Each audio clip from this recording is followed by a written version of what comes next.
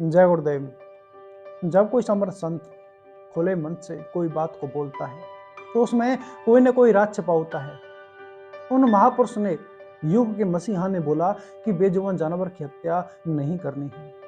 उन्होंने अपने प्रत्येक सत्संग में जगह जगह पर बेजुबान जानवर की हत्या को लेकर उन्होंने कहा कि जो बेजुबान जीव की हत्या करेगा, उसको मारेगा, उसका भी यही हश्र होगा। जैसी करनी वो करेगा, उसका ऐसा ही उसको भुगतान भरना पड़ेगा। देखो, जानवर को मारने वाला, पकाने वाला, ले जाने वाला, लाने वाला, परोसने वाला, खाने वाला, काटने वाला, सभी को बराबर पाप लगता है।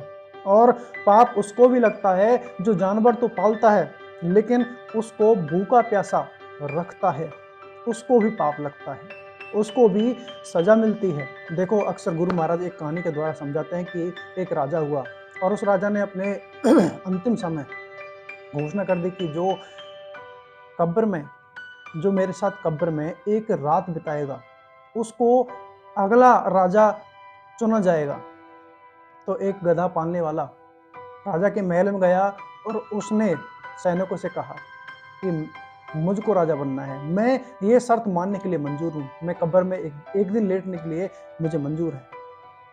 तो उसने, सैनिकों ने उसको कब्र में लिटाया और कुछ समय बीतने के बाद यम के दूत उसके पास आए और उन्होंने कहा कि इसका खाता खोलो, देखो इसका खाता। तो उसने जैसे ही खाता खोला, उसने कहा इसने अपने गधे को भूखा रखा, एक रात भूखा रखा। उसने कहा लगाओ इसमें कौड़े। पूरी रात वो पिटा और जैसे ही सुबह हुई, यम के दूत ने बोला ये तो सिर्फ एक गलती की सजा है, अभी तो हिसाब बाकी है। भीड़ इकट्ठा हुई अपने नए राजा को देखने के लिए, लालायित थे लोग। सैनिकों ने उसको निकाला और निकलते ही उसने कहा मुझे राजा नहीं बनना। पूरी भीड़ के सामने कहा मुझे राजा नहीं बनना।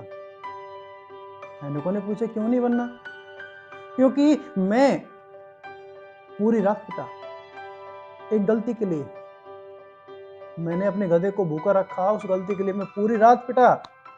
और जब मैं पूरी सल्तनत का, पूरे राज्य का राजा बन जाऊंगा, जिसमें पशुओं का भी और इंसानों का भी भार मेरे ऊपर आएगा, एक गलती के लिए जब मैं इतना पटा और राजा बनने के बाद फिर मैं कितना पटूंगा, इसलिए मुझे राजा नहीं बनना। और वह यह कहकर भाग गया वहां से। सोचो, पशुओं को भूखा रखने की सजा पूरी रात पिटना पड़ता है और जो इंसान उसको मारकर खाता है, सोचो उसका क्या हासिल होता होगा, उसका क्या होगा जो उसके मांस को, उसके शरीर को काटता है, उसके मांस को खाता है, मांस को बेचता है, मांस को परोसता है, उसका क्या हासिल होगा?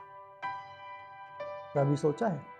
देखो, जिसके पास जानवर है उसको काटो मत, उसको खाओ मत, बल्कि उसकी सेवा करो। जो आपके ऊपर उसका कर्म कर्जा है उसको अदा करो, ताकि आप उससे मुक्त हो जाओ।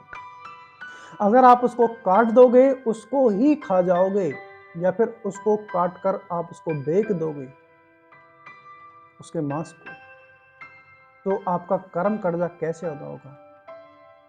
आपको उसकी सेवा करनी थी, उल्टा आपने उसको काट दिया, उल्टा आपने उसका और कर्जा अपने ऊपर लाद लिया, तो आपको तो और सजा मिल जाएगी। इसलिए जीव हिंसा मत करो, उनकी सेवा करो, ताकि आप उनका कर्जा अदा कर पाए। इसीलिए शाकाहारी रहो, लोगों को शाकाहारी बनाओ। बेजुबान जीव की जो हत्या हो रही है देश में, उन लोगों को समझाओ कि इन जीव हत्या मत करो, वरना कर्म कर्जे में दब जाओगे और नरकों में सजा मिल जाएगी। इसलिए आप सभी से हाथ जोड़कर विनती है कि आप ना तो बेजुबान जीव को मारो, ना ही उनके मांस को खाओ। आपको शाकाहारी रहना है, शाकाहारी लोगों को बनाना है, ताकि आप भी बचें और देश के लोग बचें। जय गुरुदेव।